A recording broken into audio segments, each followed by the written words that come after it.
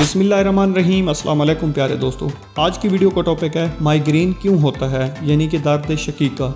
इससे छुटकारा हासिल करने के लिए हम आपको चंद तरीके बताने जा रहे हैं। आइए इन पर नजर डालते हैं। आधे सर का दर्द या माइग्रेन वो मसला है जिसका सामना कई लोग करते हैं, लेकिन परेशानी की बात यह है कि माइग्रेन के लिए कोई इलाज भी मौजूद नहीं। माइग्रेन से न सिर्फ सर में शदीद दर्द होता है, बल्कि मितली, उल्टी, रोशनी, आवाज़ भी तकलीफ को मज़ीद बढ़ा देती है। माहिरीन की जानिब से इन मरीज़ों को मशवरा दिया गया है कि माइग्रेन ख़त्म करने या कम करने के लिए ऐसी ग़िज़ाएँ अपनी खुराक में शामिल करें जो आपके लिए फ़ायदा मंद हों। इसके लिए ये जानना भी अहम है कि माइग्रेन होने की असल वजूहात क्या हैं। आइए आपको माइग्रेन के होने की वजूहात से आगाह करते हैं। तनाव, नींद की कमी, मौसम में तब्दीलियाँ, तेज़ बू, ऊंची आवाज़ें, सड़क पर हारन वगैरह, तेज़ रोशनी, कुछ खाने और मशरूबात जैसे कैफीन, चॉकलेट, हार्मोनल तब्दीलियां माइग्रेन का सबब बन सकती हैं। माइग्रेन का वैसे तो कोई इलाज नहीं, लेकिन ऐसी बहुत सी चीज़ें हैं जो इसे रोकने और इसे निजात दिलाने के लिए मदद कर सकती हैं। आइए इन पर नज़र डालते हैं। नंबर 1, योगा या जिस्म को पुरसकून करने की तकनीक। मेडिटेशन या योगा जिस्म को आराम देती हैं और ये जिस्म के किसी भी हिस्से का दर्द ख़त्म करने के लिए जानी जाती हैं।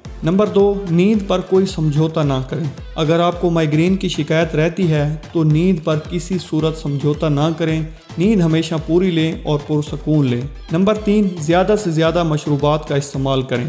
कोशिश करें कि आप अपने आप को हाइड्रेट रखें और ग़िज़ा में जड़ी बूटियों वाली चाय शामिल करें। इसके लिए आपको पुदीने वाली चाय, अदरक की चाय, पानी में फलों को मिलाकर पिएं। इसके अलावा ऑरेंज, अंगूर का जूस भी इसके लिए फ़ायदेमंद साबित हो सकता है। उम्मीद करता हूँ कि आपको आज की वीडियो अच्छी लगी होगी। अगर वीडियो अच्छी लगी है तो चैनल को ज़रूर सब्सक्राइब करें। अपना बहुत ज़्यादा ख्याल रखिए। मिलते हैं अगली वीडियो में, तब तक के लिए अल्लाह हाफ़िज़।